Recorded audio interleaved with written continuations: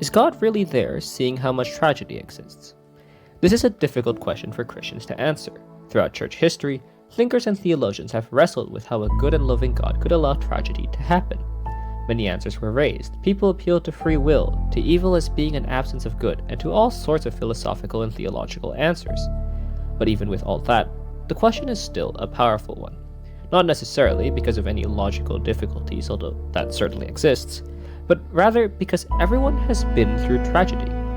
The experience of tragedy can feel more real than any argument over any logical set of facts. There is real pain and sorrow that still exists. Often we can't really answer why God has allowed tragedies to happen. We can't always explain what's the reason behind a tragedy. But we as Christians can say we know what the reason isn't. It can't be because God doesn't care, or that He doesn't love us, because we know that the Christian God knows and understands what it means to suffer. Jesus, who is God Himself, has suffered. He has died in one of the worst ways possible for humans to die. And He did it because He loves us.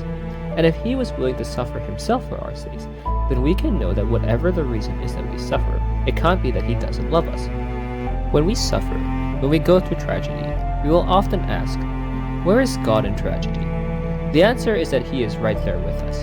For if God was willing to go through tragedy for our sake, we can rest assured that He is with us in our tragedies too.